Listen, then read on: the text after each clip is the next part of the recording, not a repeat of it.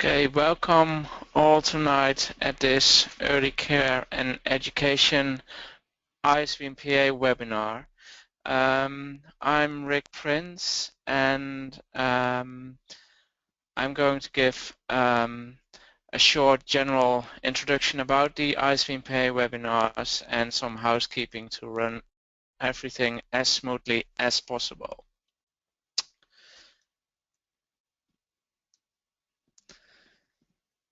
So, as ISBNPA, we are really delighted that we can actually organize those webinars for our members. But those webinars are organized by the special interest groups that our society is rich. There are 8 special interest groups at the moment, and you can find them in the special interest groups and mentoring header on our website, which is www.isbnpa.org. And on this website, in the media room, which you can see over here, you will be able to find a recorded version of this webinar approximately 1 or 2 days after today. So it would be Wednesday or Thursday, if you live in Europe like I do. So those webinars are a new thing for our society, and in these 2 weeks, so it was the previous week and this week, we have had 6 webinars,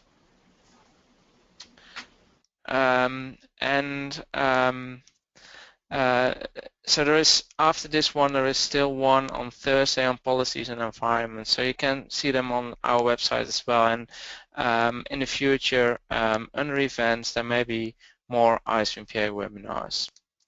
So we are using the GoToWebinar system. And just a few things to make sure that we are all on the same page and using the system. So everybody is muted except for the staff. The reason for that are obvious, I think, so limiting noise, etc. However, we do value your input, and we actually want you to really ask questions like the way you do normally. So you can actually enter questions already during the talks you see, and we will be able to see the questions in our system, and Diane Ward will ask them to the presenters. So you can answer. You can ask questions by typing in this box. There is also a full screen mode in this system, and we would really recommend you using the full screen mode to really fully experience this system, the webinar. So that's actually what I want to say. So I'm now handing over to Erica, and then the webinars, the webinar will start.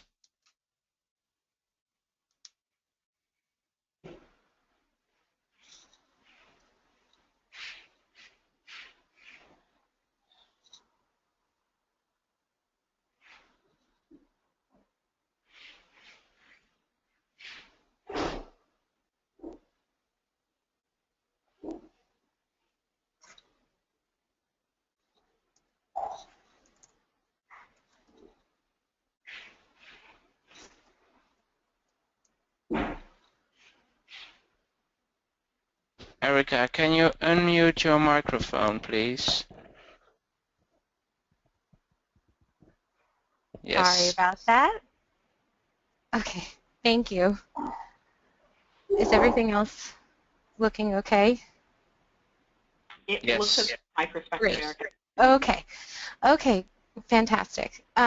Well, thank you very much, everybody, for joining us tonight. My name is Erica Kenny. I am a research fellow at the Harvard Chan School of Public Health, and I'm just going to be kicking off the introduction to the webinar, talking about some of our background on why we're focusing on cost effectiveness and the economics of early care and education-based obesity prevention. So I'm sure everybody who's joining this presentation feels this way, but the childcare setting is important for childhood obesity prevention. It reaches a lot of children. It's an important policy mechanism for reaching children, and importantly, it can also impact the behaviors that drive obesity. So we know that childcare settings often serve meals and help establish eating habits for children, and they can provide up to 2/3 of a daily food intake during the week for kids. Kids also spend a lot of time there. So in the US, it's between 25 and 35 hours per week for 3 to 5-year-olds. And a lot of that time is spent with opportunities for physical activity and screen time within the center as well. So there's a lot of opportunity to sort of modify these to promote healthier behaviors. And again, in the US at least, it's a very large reach. So that's 69% of 3 to 5-year-olds. And it's one of the best ways to really actually get at this preschool population for public health intervention. However, although we know that early care and education programs do a lot of wonderful things for children, there is evidence that there's room for improvement with current practices in child care with regards to obesity prevention. So not a lot of programs serve sugary drinks, but they're still out there. So they're served by about 10% of programs. Children are also not getting enough physical activity opportunities in early care and education programs. So a recent study found that they're actually only getting 48 minutes of physical activity opportunities per day, even in centers that are supposed to be providing more opportunities for physical activity every day. There is also, particularly in family-based daycare settings, there's evidence that there's too much screen time going on. So almost 2.5 hours per day on average in the US for family-based childcare homes. So the evidence base for interventions in early care and education settings is growing, which is really exciting. So there's been a body of research developing around both the status of the nutrition, physical activity, screen time environment in childcare and effective interventions to reduce obesity risk in these settings. So, this is an international body of research. So in the US, we have studies such as Knapsack, developed originally by Diane and her colleagues, and also studied by a bunch of other groups, as you can see here. Romp and Chomp in Australia was another intervention that's been evaluated, and I think Marge is going to talk more about as well, to change the childcare environment to reduce obesity risk. Hip Hop to Health is another one, and Ballerina in Switzerland is another intervention that's been evaluated. However, while we have this growing evidence on how we can change the childcare environment to improve population health, we don't really know based on this what can work at a population level. So we need more information on the costs of the intervention, how many children you can potentially reach, how generalizable the intervention is, the cost effectiveness of it. So is it actually good value for money, not just how effective is it, but is it something that it makes sense for us to spend public health resources on? And the implementation scenario. So what could it look like if we rolled out some of these programs on a state level or a national level or an international level? And what policy mechanisms could we use? So one question too is how can we encourage stakeholders to promote change in the absence of this? We need to know what the impact of costs for these interventions actually is. So this includes a bunch of different components. How much does it cost to implement an intervention or policy? What are the economic benefits resulting from the improved outcomes?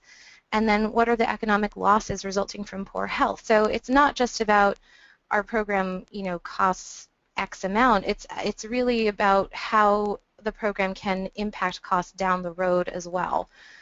And we also need more information on outcomes and we're going to talk a little bit, and Daveen's going to talk more about how to estimate these and which outcomes really can end up mattering for cost effectiveness.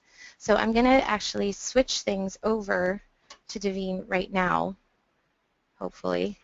Great. Okay. All right. Let's say I'm going to show my screen. And swap this way. All right, can everyone see the slides? Yes. Okay, thanks, Erica. So my name is Daveen Wright. I am an investigator at the Seattle Children's Research Institute in Seattle, Washington, and an assistant professor in the Department of Pediatrics at the University of Washington School of Medicine. Erica and Marge are both co-authors of mine, and I've really enjoyed working with them, and I'm looking forward to talking to you guys more in the discussion portion of this webinar.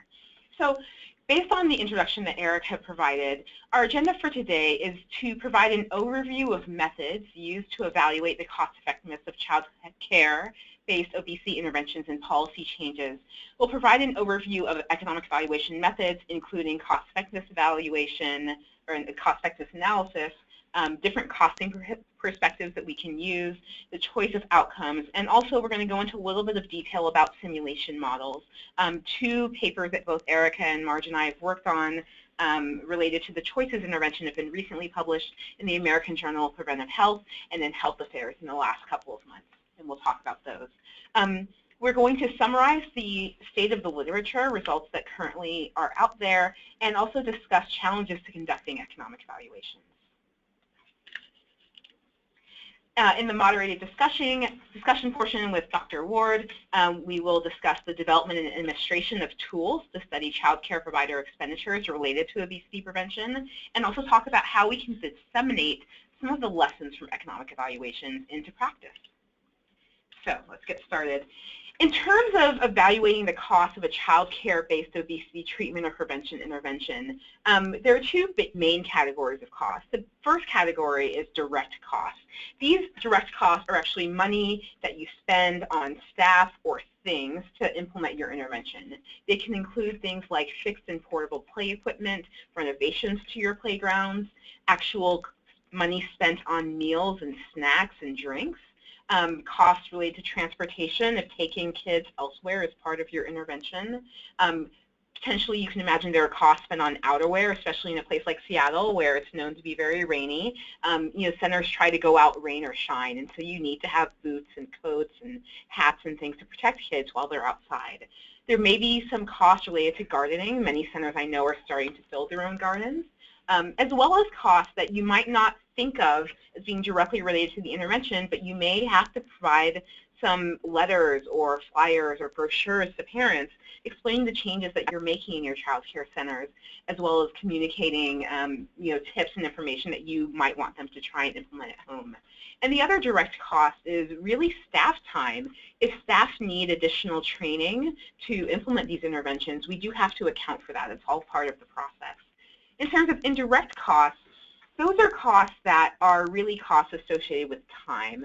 So let's say that you have an intervention that involves parents, and you're asking parents to come in and volunteer to help with the garden for 2 hours a month. That time is technically free to you, but there's an opportunity cost for that. And so there may be lost productivity on the part of the parent because they're not at work, they're in the center, or maybe the parent would rather spend their time doing something else, and there's still a value for our leisure time that we need to account for. There's some other costs in theory that might exist, but they seem to be outside the scope of the child care system, like healthcare costs. A kind of full review of costs related to healthcare interventions can be found in the citation at the bottom of the slide, Drummond et al. And I think there's actually a 4th edition that just recently came out of that textbook. In terms of how we get these costs, the main approach that we feel is appropriate for child care-based interventions is a micro-costing approach, where we literally take each component of resource use and multiply that resource use by unit cost. And so if you buy 20 raincoats and the cost of a raincoat is $10, you would literally multiply the 20 raincoats by $10 to say we spent $200 on raincoats. You can do that with hours of time, and so for instance, if you're looking at implementing extra continuing education for your child care center staff, You could look at the U.S. Bureau of Labor Statistics National Compensation Survey. You can go into the National Occupation, Employment, and Wage Estimates part of that survey and find the mean and median salary for a certain type of worker. And so there's a different category for an elementary school teacher versus a child care teacher versus a child care sort of person in a management position. And using national estimates like that is nice because you don't have to deal with regional differences in cost, and you can really think about what the cost to implement an intervention would be like across the U.S. or in your own country. In terms of assessing what resource utilization was like, the easiest ways to do this are either through administering a survey to child care centers if you're trying to collect data from them, or for child care centers to look into their own administrative records just to see what their spending has looked like.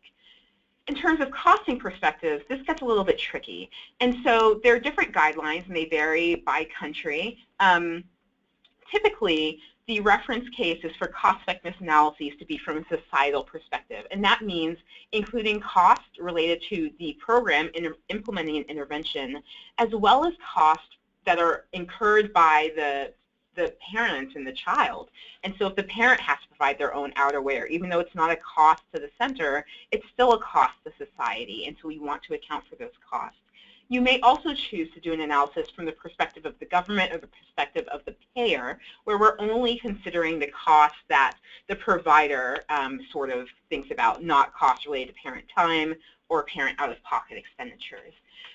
It's fine to use either perspective, the payer perspective or the societal perspective, but when reporting the results of your cost-effectiveness analyses, you want to be very clear to tell people what your perspective is, because an analysis that uses the payer perspective and an analysis using the societal perspective aren't directly comparable. So we can get cost-effectiveness ratios from both of them, but those numbers don't mean the same thing because they're including different types of costs. In terms of outcomes, there are a lot of outcomes that can be used to look at physical activity, nutrition, and obesity. Obviously, the obvious ones are the biometric measures like BMI, BMI Z-score, and waist circumference. You may choose to look at cases of overweight and obesity and the prevalence of overweight and obesity in your population. You could choose, if you're doing something nutrition-based or physical activity-based, to look at kilocalories. If you're looking at physical activity, just time spent doing moderate to vigorous physical activity or light physical activity may be a certain measure you would consider. And I know there are a lot of studies, I know Pooja Tannen has done many of these that are accelerometry based, and so we could look at actual measured MBPA with kids. There are also some preference-based measures. I won't spend a lot of time now talking about them. I think Marge may talk about them a little bit later, but these are the quality-adjusted life year and the disability-adjusted life year. The quality-adjusted life year is more typically used in the U.S. The disability-adjusted life year is more typically used in international settings. But essentially, these are measures that look at the quality of life for a certain period of time. And economists like using these measures because it makes different diseases comparable. So you could compare the loss of quality of life or increase of quality of life associated with an intervention for diabetes intervention and an obesity intervention and a smoking intervention, because these are all sort of a universal metric. For a cost-effectiveness analysis, your goal here is to just figure out how you can compare a new program or intervention with an existing program, where C is cost and E is effectiveness, whatever outcome you choose, whether that's cases of obesity or minutes of MBPA. You would want to calculate an incremental cost-effectiveness ratio, which is the ratio of net cost, cost for the new program minus cost for the old program, divided by net effectiveness, effectiveness for the new program minus effectiveness for the old program.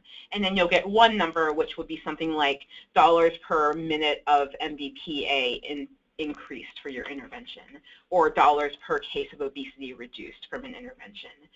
The important thing when you think about the incremental cost-effectiveness ratio is that it is only meaningful in the face of a threshold. And so value isn't just how much does this cost, but it's the sense of how much does this cost reference to a budget. And so typically, there are no real thresholds in the United States for what we would pay to reduce the cost of obesity, but you could look at what other studies in the literature report for their ICERs, and if the denominators are comparable to compare those.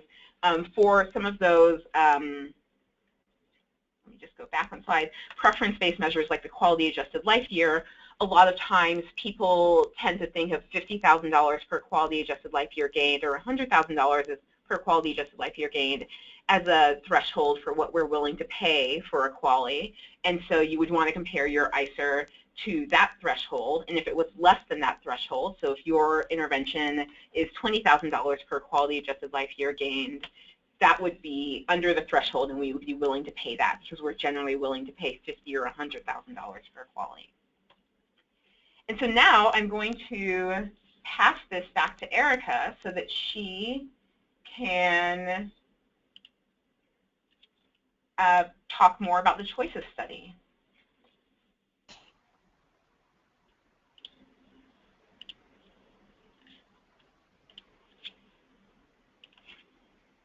Okay, great. Thank you, Davine. No problem. All right, I'm going to move my slide forward as I was going along with you. So I'm just going to talk a little bit about the choices study and our sort of strategy for pulling all of this analysis together for cost effectiveness of obesity prevention interventions and how we look at this on a population level. So choices is, again, the study that both Davine and I have been working on for the last couple of years. You can see our website is up on this slide if you're interested in checking it out. The goal of this project is to help reverse the U.S. obesity epidemic by identifying the most cost-effective childhood obesity interventions. And we do this through this sort of systematic process. First, we take input from researchers, public health professionals, policymakers, and other stakeholders to identify possible policy strategies that need evaluation. So we know which ones to evaluate, whether it's a sugar-sweetened beverage tax or a school meals program or whatever it might be that our stakeholders think are really good strategies to check out. We then conduct a systematic evidence review to find effect estimates in the literature for that strategy. So this is a really key piece of what we're doing, and it can sometimes be challenging because there are a lot of policy strategies out there or a lot of proposed policy strategies that don't necessarily have evidence behind them yet, and that can make this process a little bit tricky. We then go and use a microsimulation model to estimate the population impact and use cost-effectiveness analysis to identify the best value strategies out of the ones that we've evaluated. So what we do is first is we say, okay, how many children will this reach? That's sort of where we start from. We say, given a policy mechanism, whether it's, again, a sugar-sweetened beverage tax or a school meals program or the child and adult care food program for child care centers, how many kids does that actually reach? We use a lot of data from the census and from different program guides or school meals data to try to figure out how many people we could actually get to.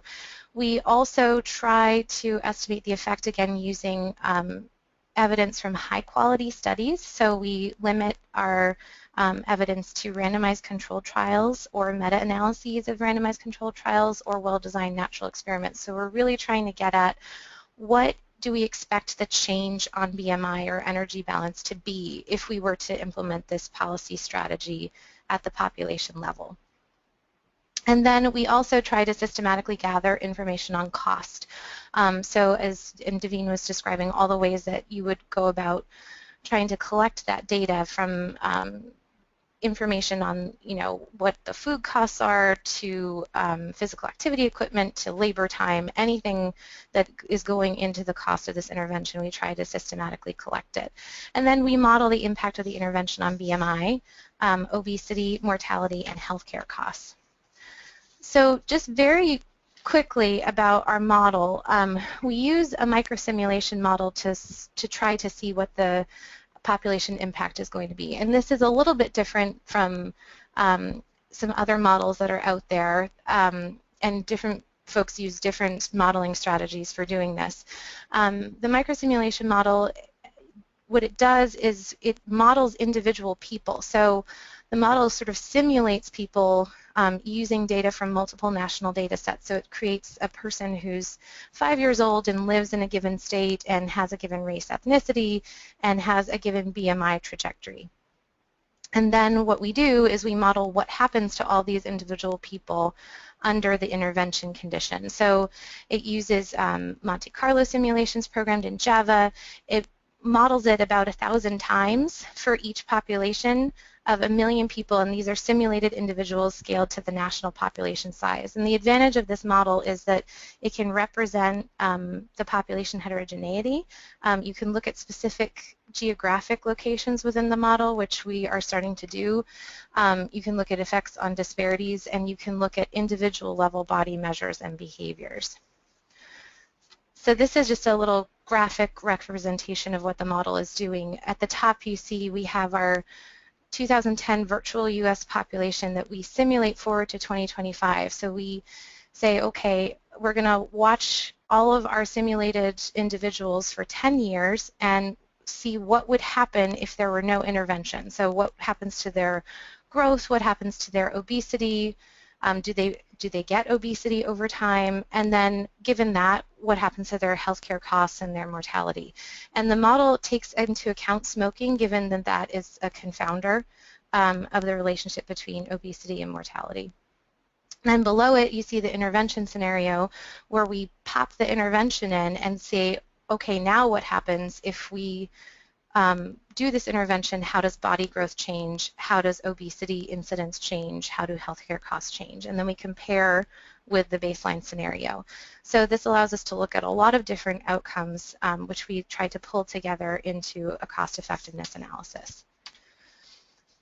So in terms of the literature that we've gone over so far, or that we've published so far on this, as Daveen said earlier, we've published 2 papers that relate to the ECE setting. One was published in this American Journal of Preventive Medicine issue, where Daveen was the first author, talking about the cost effectiveness of potential child care policy changes in the US. And you can also see we've got a screenshot of the paper that sort of describes the background of choices there as well.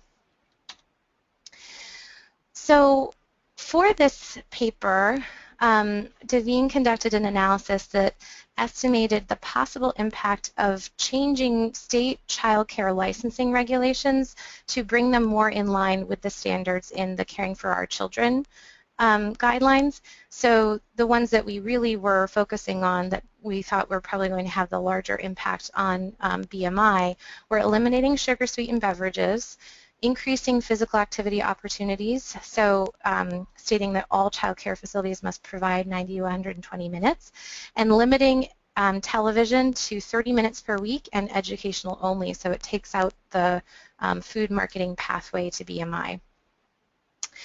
So what we did was we evaluated the impact of hypothetically changing from the current practice to the policy target. We didn't have estimates of actual change for this study, so this is a little bit more of a hypothetical model. But what we did was just take, using cross-sectional surveys of what baseline practice is, so how much sugar-sweetened beverages do children currently drink in childcare settings, and then how much of a change would it be if they went from that to 0, basically, is how we modeled change, if that makes sense. We also then simulated the cost of the intervention and looked at the theoretical impact of the intervention on BMI.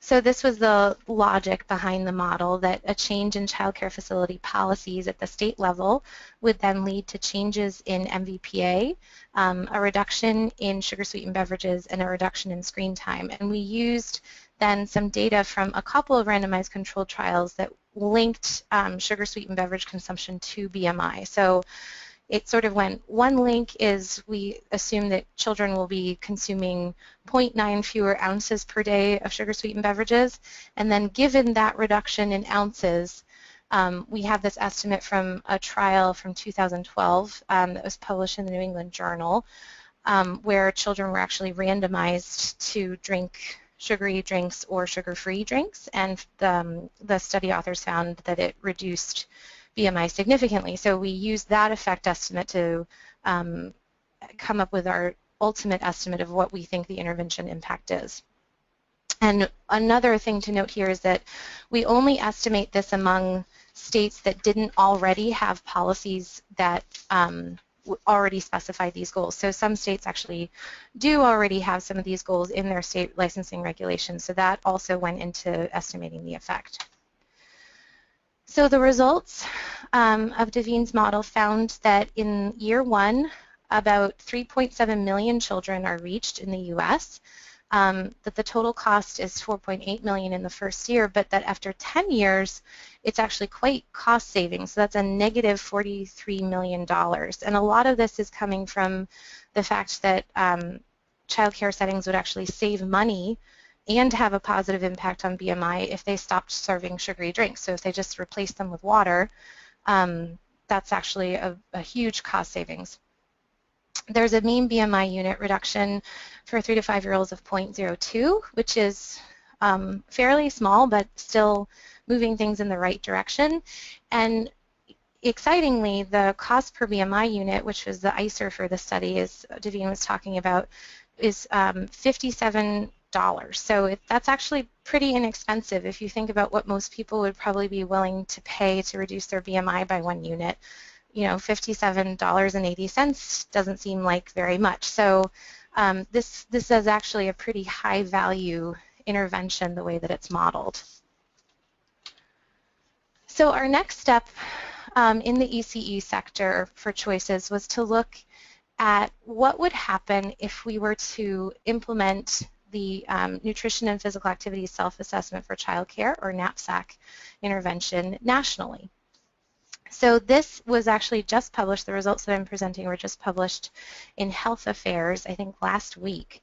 And this was part of a number of interventions that were modeled across a wide variety of sectors. So if you look at the paper, the NAPSAC intervention is compared to a couple of other national models like the new school meal standards, the competitive food standards for schools in U.S. settings, and a sugar-sweetened beverage tax and a fast food tax.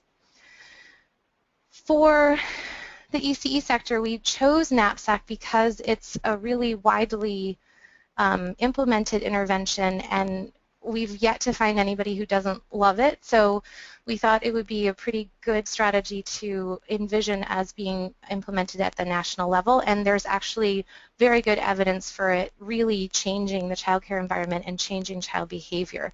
So we thought this was a strong contender for being modeled as a potential policy strategy. The way that we thought it could be implemented, and the way that we've modeled it at the national level, is that it would be incorporated into state quality rating and improvement systems, which is a voluntary policy mechanism for ECE programs in most U.S. states, where ECE programs agree to sort of undergo trainings or make improvements to their programs in exchange for getting a certain rating on the system that they can then advertise to their families. So our logic model here was that adding NAPSAC, or adding a requirement that programs have to complete NAPSAC to state QRIS systems, would change the ECE environment, so it would change nutrition, physical activity, and screen time practices, that this would then change child energy intake and expenditure, and that this then changes BMI. And how we put this together, we estimated reach by looking at the proportion of children in each state who are attending licensed childcare, and then the proportion of kids within that who are attending a QRIS participating program. So we culled all this data from state licensing offices and websites and just sort of went state by state to get that information. For the cost of doing NAPSAC in state QRIS systems, we first contacted study authors and project managers who are currently involved in implementing NAPSAC and asked them what the costs of sort of the micro-level intervention are. So what are the costs of the physical activity equipment? What kinds of changes did centers make to their food service practices? Things like that. How many hours of training does everybody have to undergo? And then we also looked at the state licensing side on how much time they would have to commit to monitoring the intervention or providing training. And for effect, we used an effect from a randomized controlled trial published in 2014. This was across 3 states where knapsack was implemented. They found a 0.14 BMI Z-score unit reduction. So we modeled that as being our population impact on BMI. And for our results, we found that this would reach 1.2 million children in the first year with an annual cost of $194. It's a little bit larger cost to society for implementation each year. It's 76 million than compared to the intervention that Devine modeled. And it's also a little bit more costly per BMI unit reduced per child. So this is $613. However, it prevents 38,000 cases of obesity in 2025 according to our model projections, and has the potential also to prevent 230,000 years with obesity across the population if it were implemented this way. So in summary of the literature so far that we have on cost effectiveness in early care and education settings, the knapsack national rollout is not necessarily cost savings, but it can still be a very good value for society. So the cost per BMI is far less than something like bariatric surgery, for example, which is an intervention that we currently do and we're currently willing to pay for. The earlier model of policy changes that was published in Devine's paper also appears to be a great value. There's a little bit of an issue, though, of the evidence for change and full implementation. We don't know that the effect would be what we're hoping it would be, which is one limitation as we move forward. Our team is continuing to work on modeling other EC policy intervention strategies, and we definitely welcome feedback on that as well. And one thing to keep in mind, too, as we look at these results is that the BMI effects are very small in this age group, and healthcare cost savings are very far in the future. So it can be a little bit of a challenge to actually estimate cost effectiveness and find results that are as strong as they might be for interventions that reach a larger section of the population or that reach older children. And I think Marge is going to be talking about some of these issues moving on as well. So I'm actually going to switch things over to Marge now.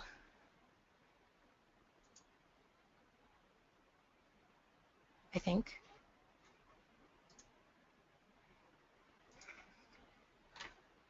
Erica, while you do that, I'll just say really briefly that... Oh, no, I'm sorry, Devine. No, it's fine. Don't worry about it, Erica. Here, we'll switch it. And I are working on a study together, and the study is called Supporting Healthy and Active Kids and Their Environment, and the acronym is SHAKE. And essentially, Pooja implemented the knapsack intervention in 11 child care centers in the Seattle area. And we also sent out a survey and did some analysis of how much time our intervention is spent implementing the evaluation or the intervention knapsack. And we found that it costs about $1,100 per center of interventionist time to implement that. We did get a little bit of data, but not great data, to be honest, from the centers regarding how the changes in spending on food and physical activity and screen time. Food costs decreased a little. They spent a little bit more on physical activity, although we had an outlier for a center that spent $20,000 within this period, short time period on physical activity equipment. But in short, we really found that centers have poor record keeping, and only half of centers could report what the cost per meal per child was. And so this is sort of what motivated our wanting to talk about what tools and resources can we provide centers with to better track their spending on items like these. So that's it. Thanks, Erica. Thanks. Sorry, Devine. I apologize about that. I was so eager to hand it over to Marge. Okay. All right, Marge, now. No, I think we're good. Okay, Marge should be the presenter now. I'm just waiting for my slides to come up.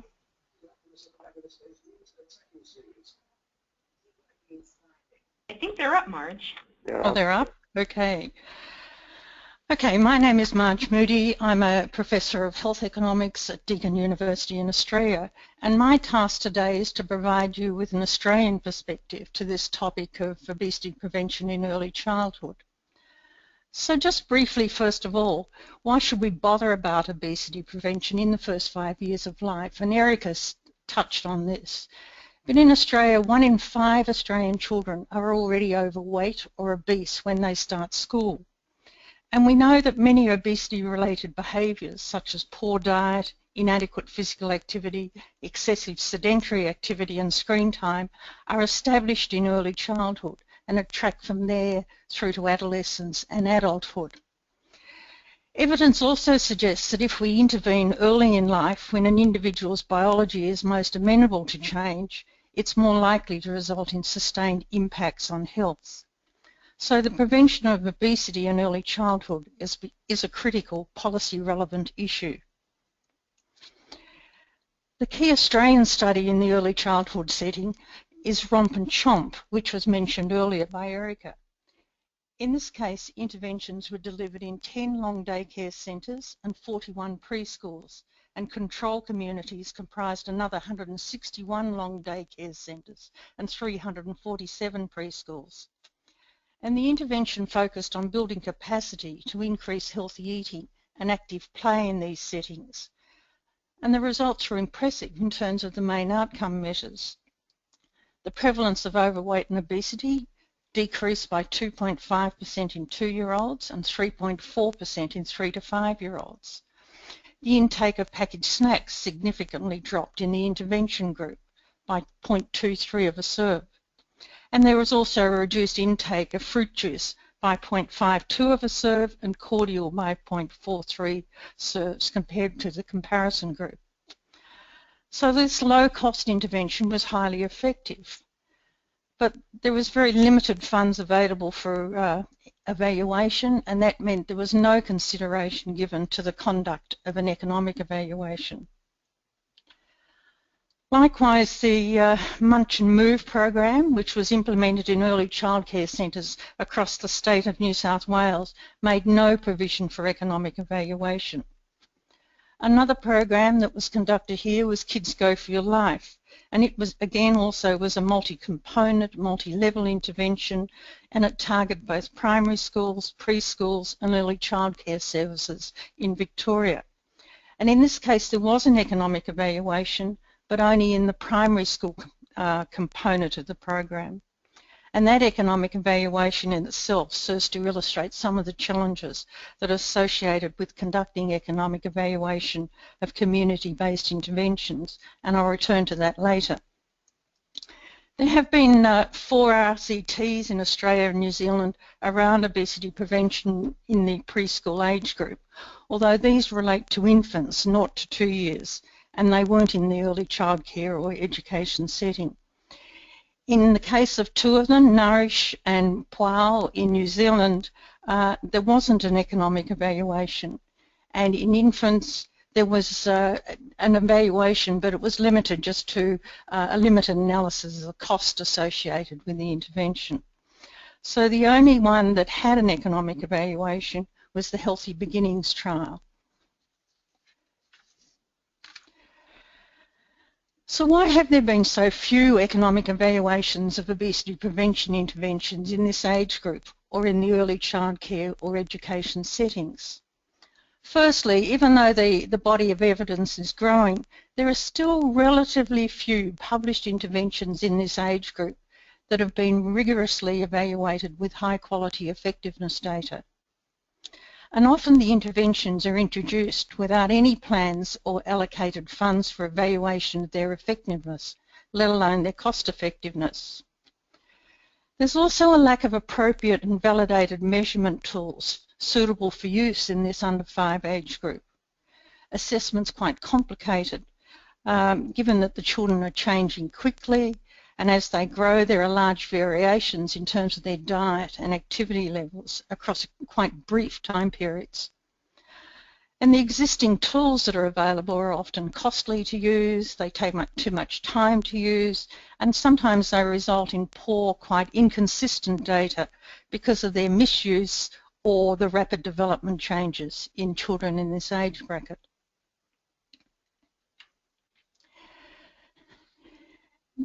Also, many obesity interventions are less conducive to economic methods, and this particularly applies to child-focused health promotion type programs. Interventions are often quite complex, they're multifaceted, and they involve multiplayers and settings. Often the interventions are not standardised as you'd find in an RCT of a clinical intervention. Instead, the interventions are quite organic, they're constantly evolving, and each organisation sort of making their own individualised responses to some strategic directions. And this makes the collection of resource use data associated with the intervention particularly difficult and burdensome. There are also a lot of challenges on the side of outcome measurements. There's a lack of quality of life instruments appropriate for this age group that we could use in cost-utility analysis. There's also a lack of validated models to project quality of life and BMI trajectories in this age group. Another key issue is that any benefits stemming from such health promotion program interventions targeting young children are likely to incur right in the distant future, and so that gives issues for the health economist around discounting. We all have preferences to receive any benefits in the immediate period, so that means that the present value of benefits that arise in the distant future are going to be somewhat reduced. And there still remains a controversy in health economic circles of whether benefits arising from childhood interventions should be discounted at the same rate as for adults, given the longer lag time till we receive those benefits. And there's a seminal paper by an Australian health economics professor, Professor Jeff Richardson, called Economic Evaluation of Health Promotion, Friend or Foe. And in it he raises some of the key issues around issues of outcome measurements in these sort of health promotion type interventions. And many obesity interventions suffer from the same fate of other health promotion programs. The intervention period is often very short, and there's insufficient time for the program to become embedded and thereby be sustained and for behaviour change to occur. So many obesity interventions are typically short. The duration is 1, 2 or 3 years, and also they lack long-term follow-up data. And this means that if we want to model long-term outcomes over the lifetime of the cohort of children, assumptions need to be made about the extent to which any intervention effect that we've found will be maintained beyond that intervention period or beyond a short follow-up period. In our ACE obesity study, where we looked at 13 interventions, these were for children and adolescents, we assumed 100% maintenance of effect. But we knew that this was probably an unrealistic assumption, so we used threshold analysis to determine how much of that effect we could actually lose without making the intervention become cost ineffective. In our later ACE prevention study, we build in an annual decay effect depending on the specific intervention and what the available evidence was. And I've put this example in here of Be Active, Eat Well to illustrate the importance of having long-term follow-up data.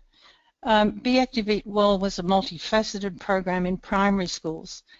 An analysis of the funded intervention period 2003 to 2006 showed it to be a very cost-effective intervention.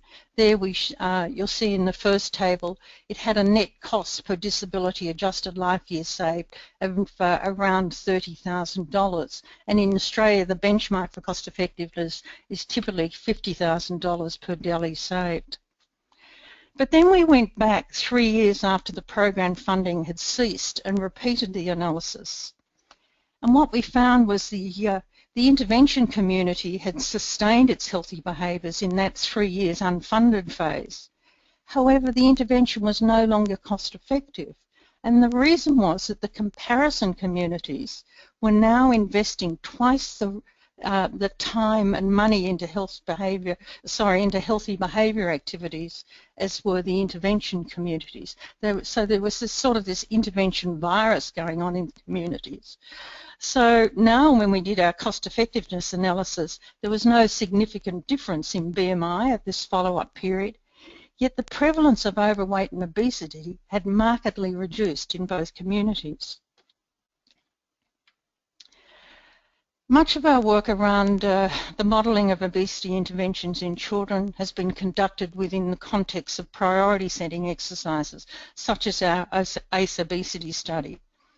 And the measure of long-term health gain that we've typically used has been DELIs, or disability adjusted life years, over the life of the child cohort.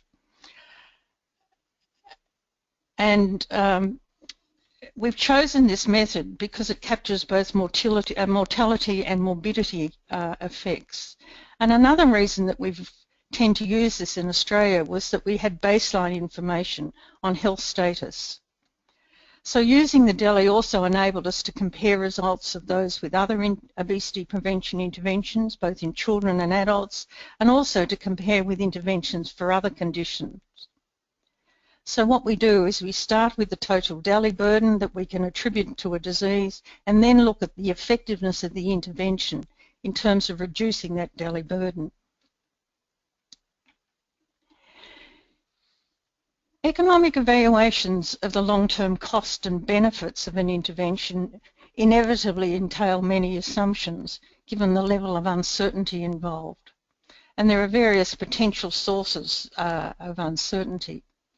And as a consequence, we make extensive use of probabilistic uncertainty analysis based on Monte Carlo simulation methods. And this has been talked a little bit about earlier. So we run a large number of simulations to generate an uncertainty around a particular parameter. And on the diagram here, this shows the distribution of iterations around the incremental cost-effectiveness ratio for the Be Active Eat Well program that I spoke about earlier. Remember, I said it was cost-effectiveness at just under $30,000 per DELI saved. So you'll see there that 75% of the iterations actually fall below the dotted line, which is our cost-effectiveness thresholds. But then there's another 24% of them that fall between the vertical axis and that threshold, which means that they're effective but not cost effective. And then there's a very small number that fall to the left of the vertical axis, which suggests that there's a very small chance that the intervention would involve health loss coupled with additional costs. The economic evaluations that referred to today have been either cost-effectiveness studies, where the cost have been measured against a physical unit, such as weight loss or BMI units saved, or they've been what we call cost-utility studies, where they've been measured in terms of a metric such as DELIs saved or QALYs gained. However, increasingly, obesity has been seen not just as a health sector problem, but one which should be the concern of all areas of government. So this is leading us to moves towards the application of a systems analysis approach to the issue. And this poses new methodological challenges for economic evaluations. So the move towards a whole of government perspective necessitates consideration of other more diverse benefits in addition to health outcomes. So these might be transport benefits, they might be academic outcomes, etc. And this is probably going to lead us to a move towards the use of cost-benefit analysis, which is commonly used in sectors other than health and involves measuring benefits, both your cost and outcomes in terms of monetary units. In Australia, we're about to embark on a new body of work designed to tackle this growing problem of obesity, specifically in preschool children. And amongst other tasks, it's going to focus on three broad research areas which are relevant to today's topic. Firstly, it's going to look at the issues of poor measurement in this age group by trying to develop shorter form, more user-friendly, accessible tools for measurement.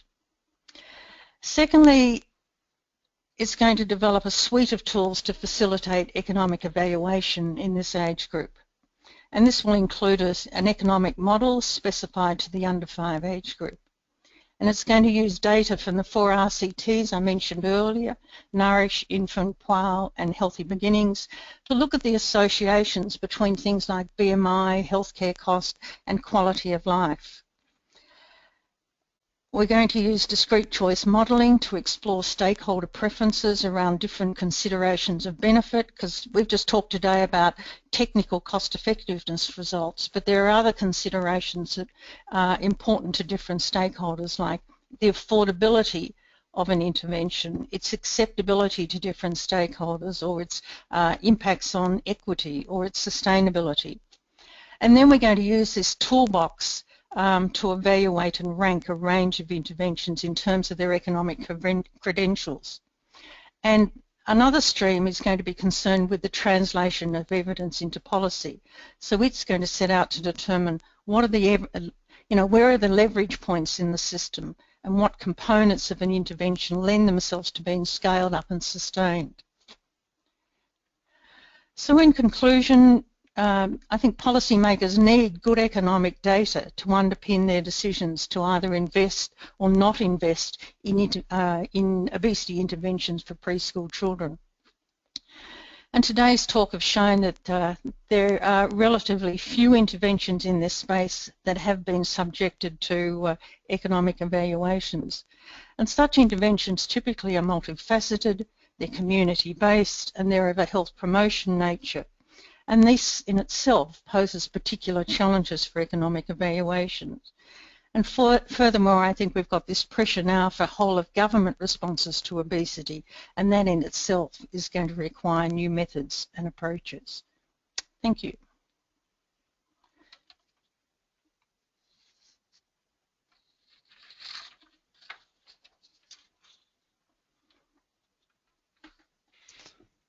So thank you all. I think it's now time to open the floor for discussion. So Diane Ward will lead the discussion, and I would strongly encourage you to, if you do have any questions, ask them using the systems that we provide you. Yeah. So Diane, the floor is yours, the virtual floor.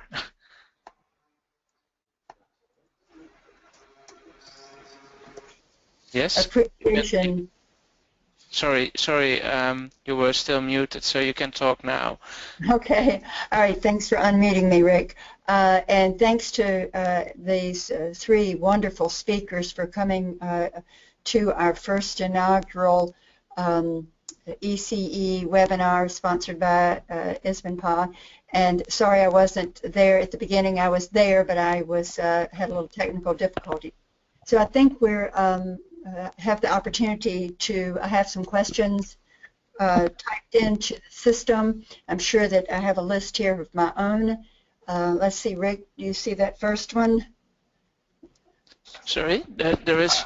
I sent one from Pooja Tandon. Diane, can you... I can't see it, and not see in the system yet.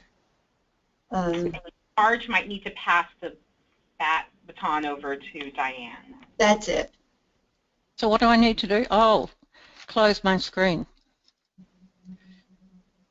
If you don't, I can read it to you. Okay, I've done that.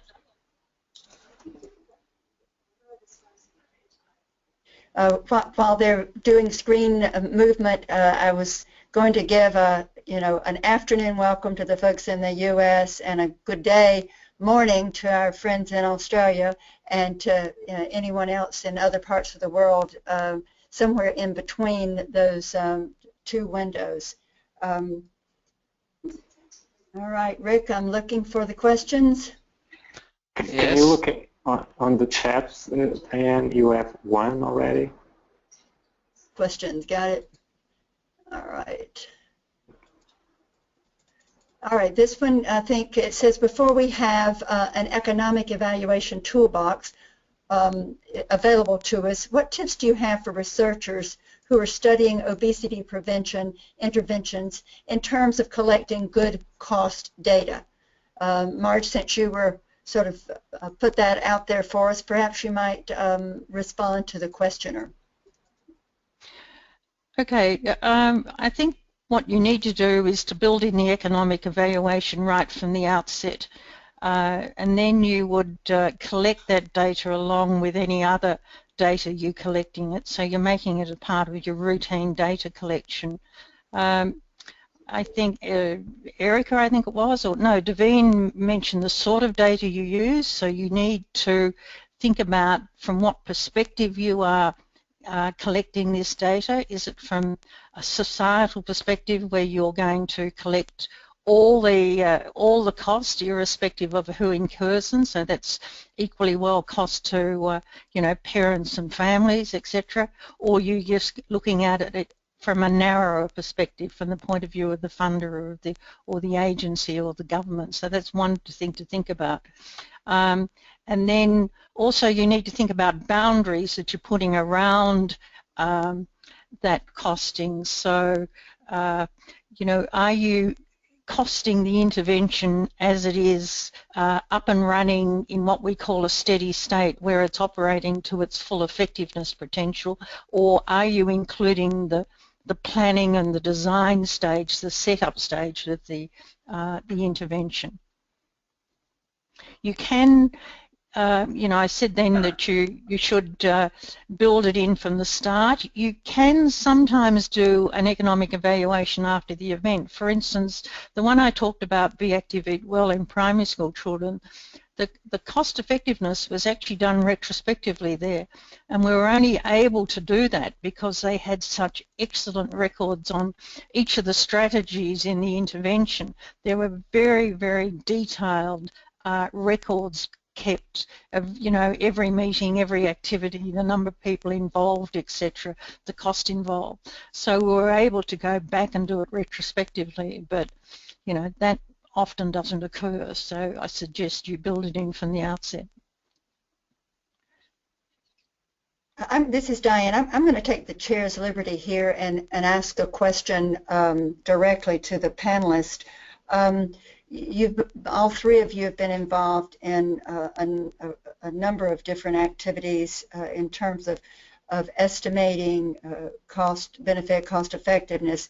What's the biggest challenge that you found in doing this work, particularly the ones that you've been most recently involved in related to the preschool setting? What's been the biggest challenge in terms of putting these data together?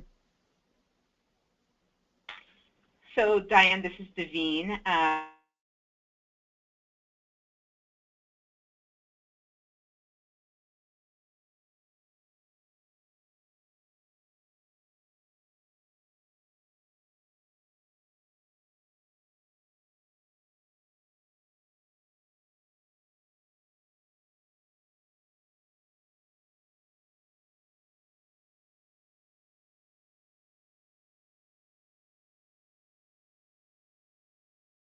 The hardest part of any of these analyses really is just in sort of assessing the value. I mean, it's kind of easy to calculate a number, but when I talked earlier about a threshold for cost effectiveness, determining what a decent threshold is, how much we're willing to pay for early childhood interventions, is really difficult. As Marge and Erica and I have talked about, you know, these effects of early obesity aren't going to be seen until later in life, and so the discounting issue, it's really hard to justify spending a lot of money early on in this population, and to come up with some thresholds for, you know, what is the value of a minute of moderate to vigorous physical activity? We don't really know. I think that's what's hard. Writing the discussion and sort of converting all the costs so they're comparable in terms of being in common year dollars due to inflation, as well as common outcomes, is tough. Any addition from Erica or from Marge? Sure. I think that's a great question. I think one of the things too, even beyond and I totally agree with what Davine said in terms of we need better data on what and better consensus on what is an acceptable threshold, and we need more information on cost. I also think too there should be probably some more data on the effectiveness even as well. It sometimes is challenging because you really want to be able to answer a stakeholder or someone who's interested in doing policy on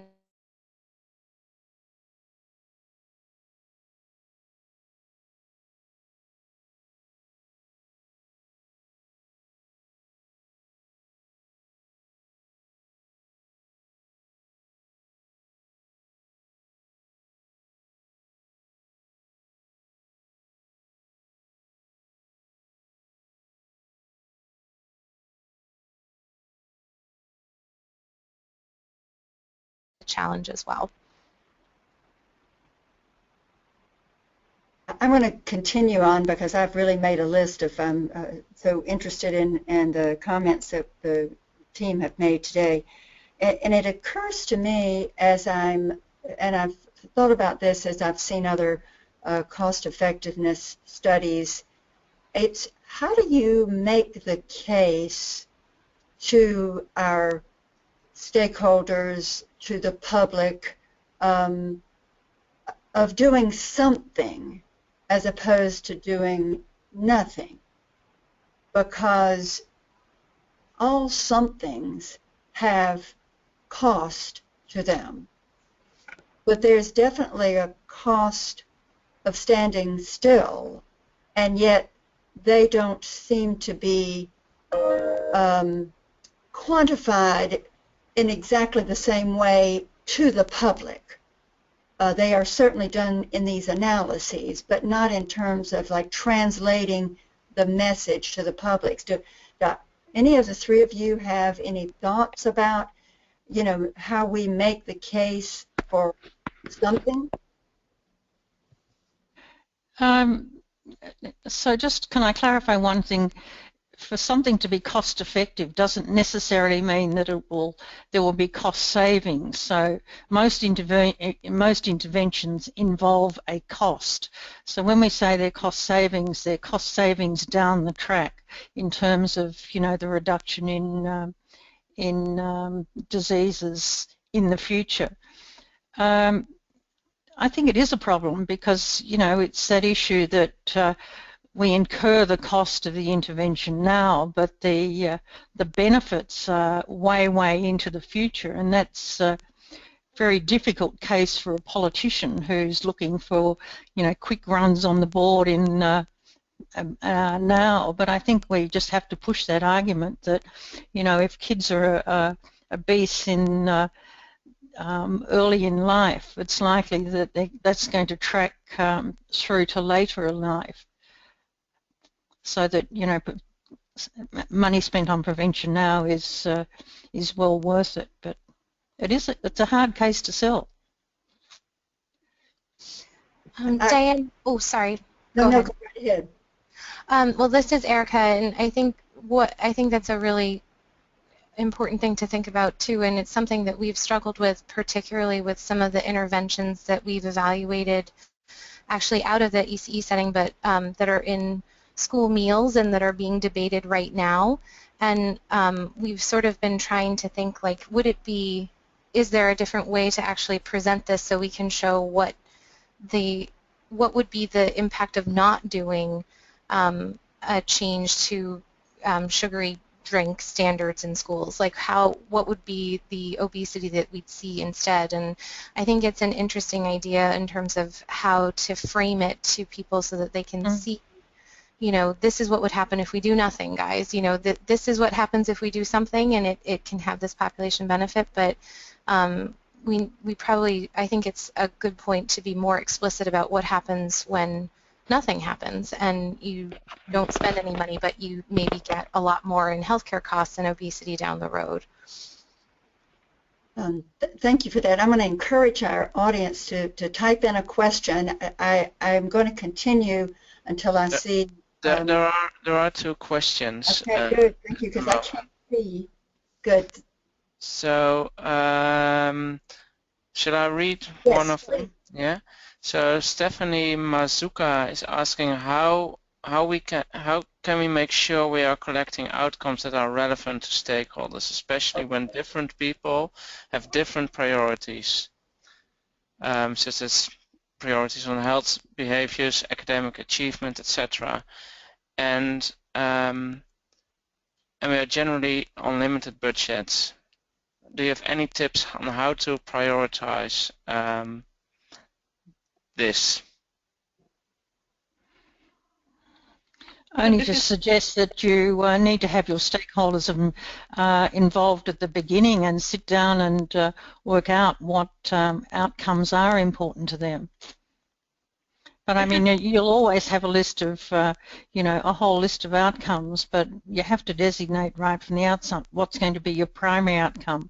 But that doesn't stop you doing economic evaluation against some of your secondary outcomes.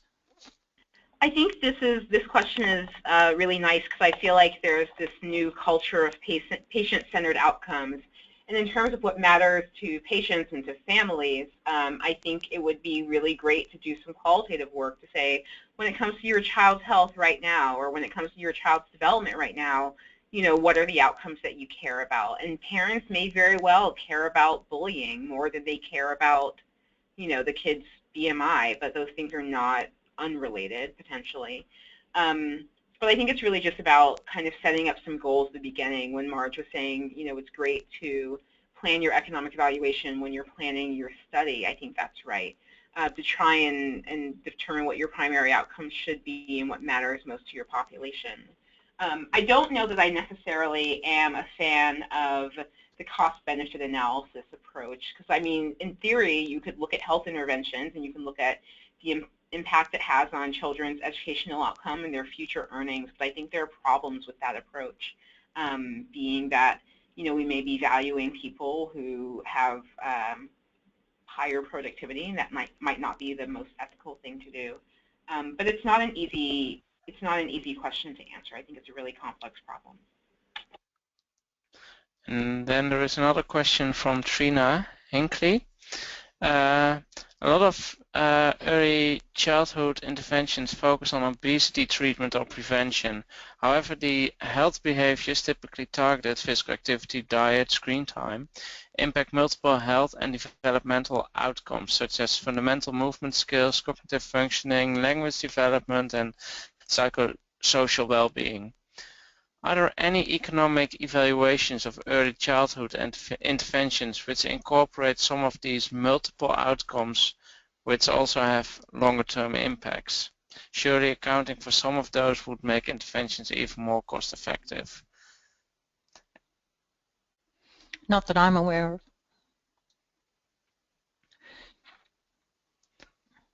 So actually the answer is then, well, probably there is no way of accounting, a way of doing this.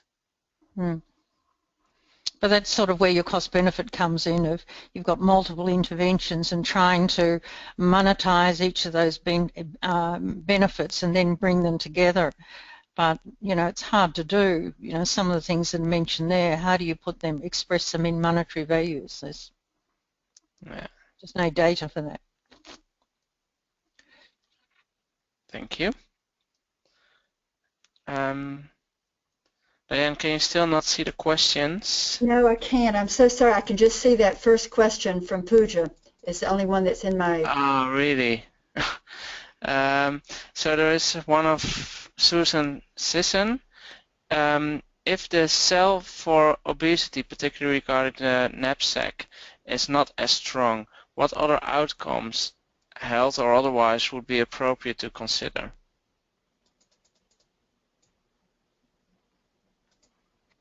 This is Erica. So I think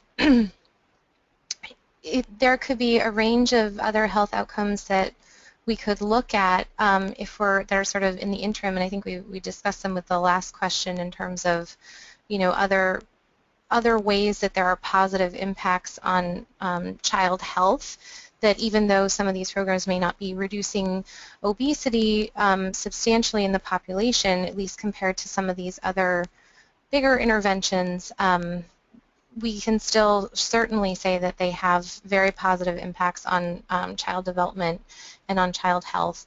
But I think another way to also look at it is that even though there may not be a as big of an impact during that 3 to 5 year old age group because it's a smaller time period and a smaller population, we can still think of this as being something that is sort of housed in a life course perspective. So maybe it's not going to, if we just do this, have a large impact on obesity, but maybe it is important to do something like knapsack or another preschool-based intervention early so that then kids are set up for also more success down the roads when they have an obesity prevention intervention in school, or when they get to college, or when they're out doing food shopping or something like that. I mean, I think even though by itself it may be a smaller effect size on obesity, I think it's still,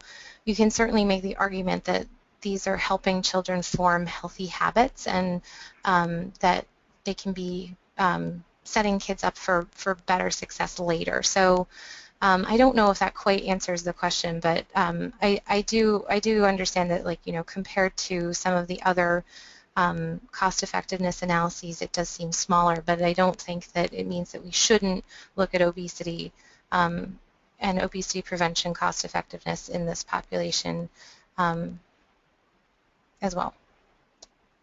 Thank you. Rick, I think this is actually coming to the end of our time period. Is that right? Yes, that's right. Yes. So if I could take another second and thank these wonderful presenters for their willingness to put this together and to spend the time with us.